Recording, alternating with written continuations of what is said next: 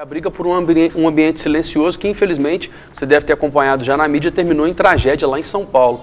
Tiveram problemas ali com um barulho, alguns vizinhos, né? E o Vicente D'Alessio invadiu o apartamento do seu vizinho e atirou contra o casal. Logo em seguida ele se matou.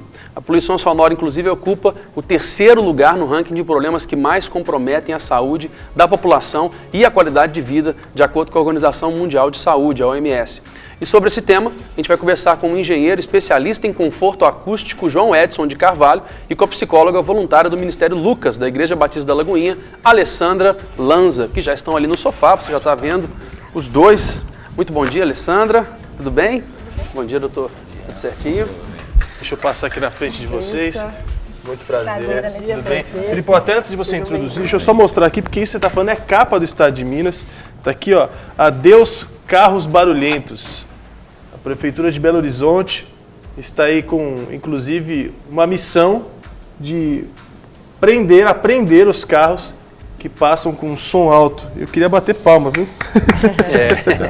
Que olha, isso aqui, sem dúvida nenhuma, vai ser um avanço. Porque, ó, diz aqui, de janeiro a março, a Prefeitura recebeu, em média, 22 reclamações por dia por barulho e aplicou 174 multas de advertências aos infratores. 60,3% a mais que no mesmo período em 2012. A Lei do Silêncio estabelece limite de 70 decibéis, que é o ruído de um aspirador de pó entre as 7 da manhã até as 7 da noite. O índice cai para 60 das 7 da noite até as 22, 50 das 22 à meia-noite praticamente, e 45 decibéis entre a madrugada, que é da meia-noite até as 7 da manhã.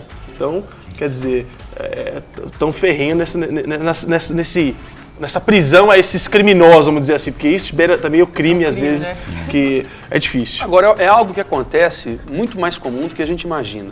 Acontece na casa de alguém, acontece também em bares, em festas, acontece também em igrejas. Então, assim, é um problema comum de várias crenças, várias pessoas totalmente diferentes umas das outras. É possível contornar esse problema, João? É possível contornar esse problema. Bom dia a vocês, bom dia a todos. O que acontece é que nós normalmente entendemos a poluição sonora de um jeito errado. Quando se polui o ar, ou a água, uma fumaça, um odor, o reclamante reclama, claro, e o poluidor reclama também. No caso do ruído, o poluidor não percebe que ele está poluindo. E o incomodado reclama, está me incomodando, está me incomodando. O que para o poluidor é uma brincadeira, é uma distração, para o reclamante é um incômodo.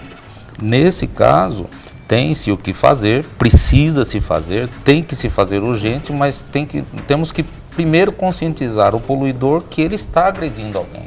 Se ele não conscientizar que ele está de fato agredindo alguém, ele sempre vai tratar isso como uma brincadeira, como uma distração. Ou o caso da indústria, por exemplo. O que para nós é um incômodo, para o empresário, para o empreendedor, é pratinhas caindo, é dinheiro, é cifrões, né? Então tem que se perceber esses dois lados.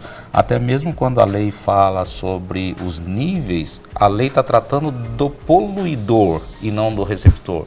Porque o ouvido humano é preparado para níveis aí de 30 a 120 decibel, é suportável.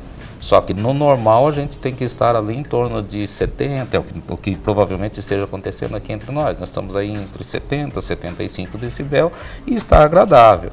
Mas pode ser que esse que é agradável para nós, do lado de fora da sala já não seja, se tiver uma pessoa com dor de cabeça, por exemplo. Mas, João, deixa eu te fazer uma pergunta, porque aconteceu um fato que o Filipe falou no começo do programa, daquele assassinato que aconteceu em São Paulo, na região do Alphaville, onde o vizinho entrou e matou um casal em função do barulho e depois, acho que pelo desespero, alguma coisa, enfim, se matou também.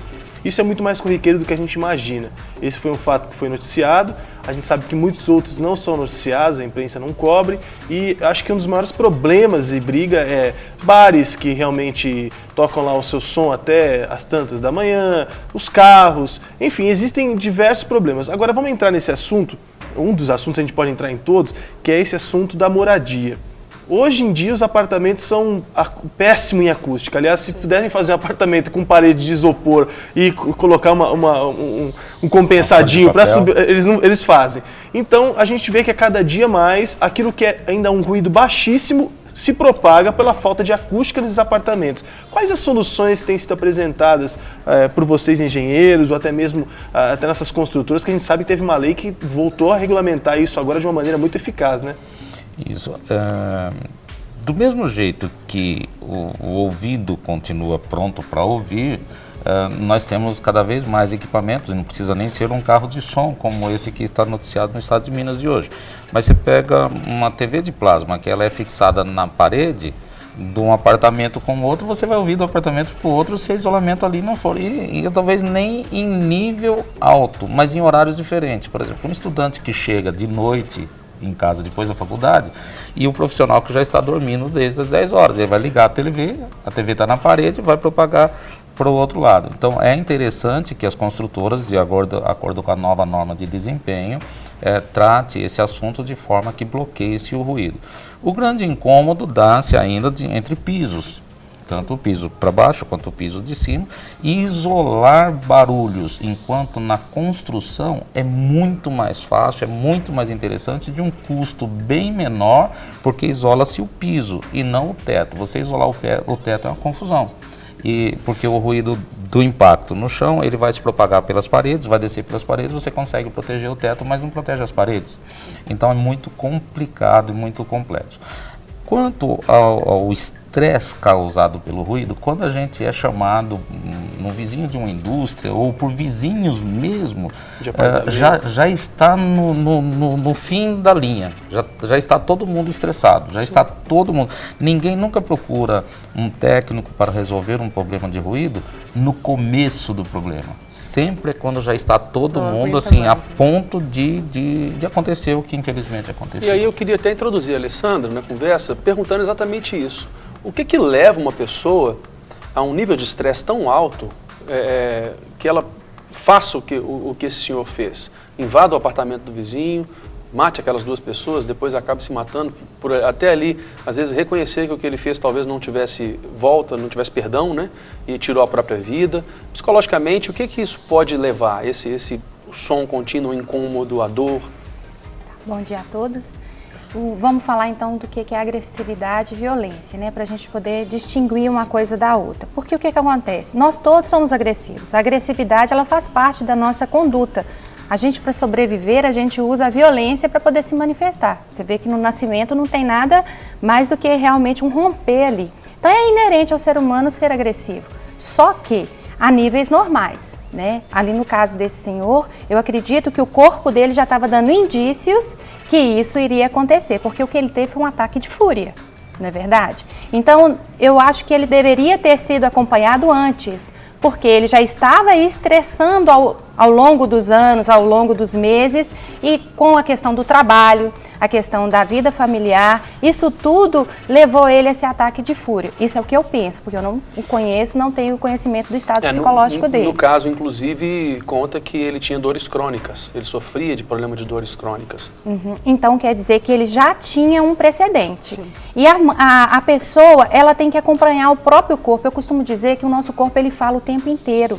Quando o nosso corpo dá esse primeiro sinal de estresse, de cansaço, nós sabemos, nós trabalhamos o dia inteiro e nós sabemos a hora que o nosso corpo está gritando, pedindo um pouco de descanso. Até mesmo porque nós não sabemos a hora que nós vamos estar mais frágeis. Porque no momento desse de fragilidade, a pessoa realmente ela pode cometer um ato. Que ali ele passou ao ato mesmo, que foi o assassinato, né? Nesse caso, ele se suicidou também, né? Sim. Então você vê o nível de estresse que essa pessoa estava. Ela não deu conta da própria, ela viu o que ela fez e ali ela acabou com a própria vida. Então, essa violência do ser humano, ela tem que ser contida. Ela pode fazer coisas que amenizem essa violência. Nós podemos fazer uma academia, nós podemos ter relacionamentos bons. Na verdade, eu acho que se ele tivesse se comunicado melhor com essa outra família, talvez isso não teria acontecido. O que faltou ali foram os ruídos dessa comunicação que estavam tão intensos que chegou ao ponto de cometer esse ato.